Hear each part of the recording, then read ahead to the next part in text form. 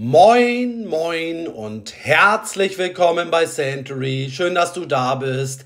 Ja, Leute, die Zeit rennt. Nun ist auch schon der August um und deswegen gibt es heute eine neue Folge von Komplimente Parfums des Monats. Ja, in dem Falle dann eben August. Und wir starten auch direkt mit dem ersten Parfum, nämlich mit Bois Imperial.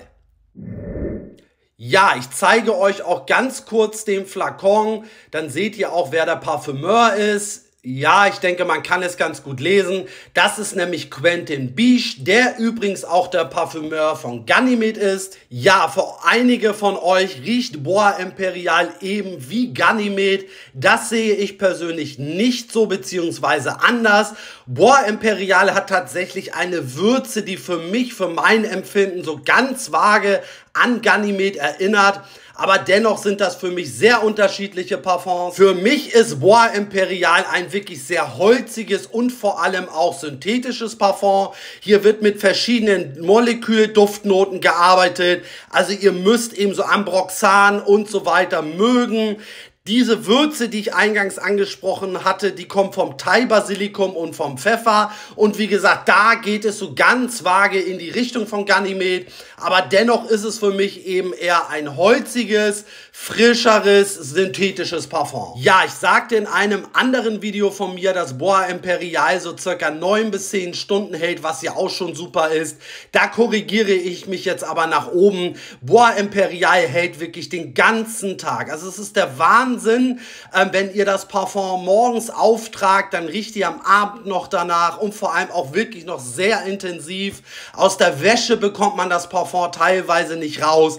Also wirklich eine unglaubliche Haltbarkeit und Sillage. Ja, ein Kompliment gab es auch für Bois Imperial und zwar hatte ich es morgens aufgetragen und am späten Nachmittag sind wir dann mit Freunden in eine Indoor-Kletterhalle gefahren. Ja, und dort wurde ich dann von der Mitarbeiterin angesprochen, beziehungsweise sie fragte mich, ob ich das bin, der hier so gut riecht. Ja, wie gesagt, ihr müsst Synthetik mögen. Ich finde das Parfum wirklich toll. So, dann machen wir direkt weiter und zwar mit Bergamasque der Nischenmarke Orto Parisi. Ja, ein ganz toller Flakon, massives Glas, der Deckel ist auch sehr speziell, gefällt mir wirklich sehr. Ja, Bergamasque ist wirklich eine Moschusbombe, also es ist pudrig, animalisch, dann haben wir aber eben auch noch eine Bergamotte, die dem Parfum auch eine gewisse Frische gibt. Es ist eben eine Kombination aus pudrig, animalisch, eben plus dieser Frische. Die Haltbarkeit und die Sillage sind außergewöhnlich, also das Parfum hält mit 2 Sprühern wirklich 12 bis 14 Stunden, tendenziell sogar noch länger. Ihr kommt wirklich ohne Probleme durch den Tag. Ja, und in diesem Format möchte ich ja möglichst originalgetreu wiedergeben, was ich eben ja zu hören bekommen habe, beziehungsweise inwiefern ich angesprochen wurde.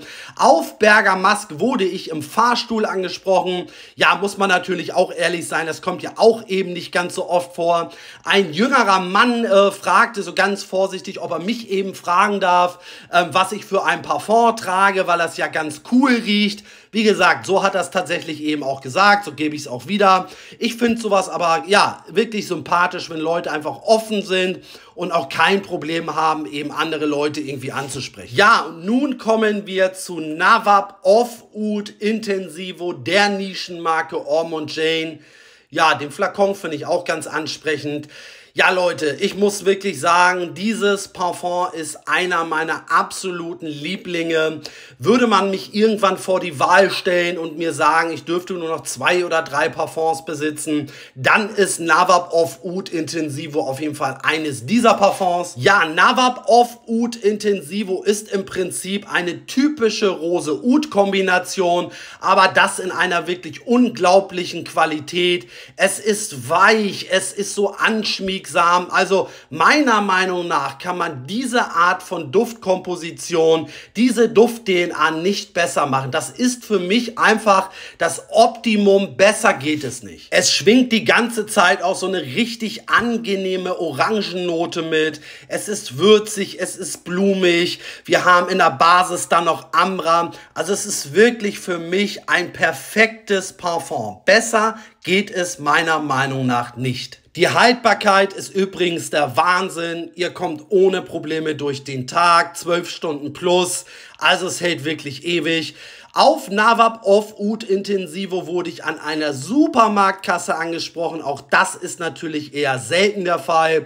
Und zwar von einer etwas älteren Dame, so möchte ich es mal ausdrücken. Die war ganz hin und weg und die hat wirklich ohne Übertreibung jetzt 3 oder 4 Mal gesagt, ach Mensch, dass ich ja so toll rieche, ach Mensch, das riecht ja so gut und so weiter und so fort. Ich fand das irgendwie total süß. Kommt ja auch eben nicht so oft vor, dass man von einer, ja, deutlich älteren Dame ein Kompliment bekommt. Ja, also es ist eines meiner absoluten Lieblingsparfums. Ja, nun kommen wir zu Argento Overdose der Nischenmarke Xerjoff. Ein für mich ja eher neueres Parfum in meiner Sammlung. Schaut euch diesen unfassbar tollen Flakon an. Ja, das ist auch nochmal, selbst für Xerjoff, eine andere Liga. Also aufgrund der Farbe natürlich ganz außergewöhnlich. Auch hier ist die Haltbarkeit übrigens überdurchschnittlich gut. Das hatte ich so tatsächlich gar nicht in Erinnerung. Also es hält auch ohne Probleme den ganzen Tag. Also das kann man gar nicht anders sagen. Also 12, 14 Stunden, ihr kommt wirklich ohne Probleme durch den Tag. Argento Overdose ist ein blumiges Parfum, was aber nie drückend oder schwülstig ist. Also es hat für mich auch irgendwie eine belebende Frische. Dann ist es auch leicht fruchtig, holzig, also wirklich eine ganz tolle Duft-DNA. Ja, und ein Kompliment gab es auch, und zwar von einem Freund. Diesen hatte ich zu Hause besucht. Und er sagte direkt an der Tür bei der Begrüßung, O-Ton, Alter, was trägst du denn heute? Ja, wie gesagt, ich möchte ja die Komplimente möglichst originalgetreu wiedergeben. So war es, dementsprechend teile ich euch das natürlich auch mit. So, und das war's dann auch für heute. Mich würde tatsächlich mal interessieren, welche Komplimente ihr in letzter Zeit bekommen habt. Also dafür ist ja unter anderem eben auch die Kommentarfunktion da. Ja, haut mal in die Tasten, schreibt einfach mal, ja, wann, wie, wo ihr angesprochen wurdet. Ja, und dennoch möchte ich noch einmal ganz kurz loswerden, dass natürlich Komplimente eher eine Seltenheit sind. So ehrlich muss man sein. Aber umso schöner ist es doch, wenn man dann eben doch mal was gehört hat und angesprochen wurde. Wichtig ist halt, man sollte sich nie über Komplimente definieren. Es gibt Wichtigeres, aber wie gesagt, schön ist es ja trotzdem. Danke, dass du hier warst. Bleib gesund und bis demnächst.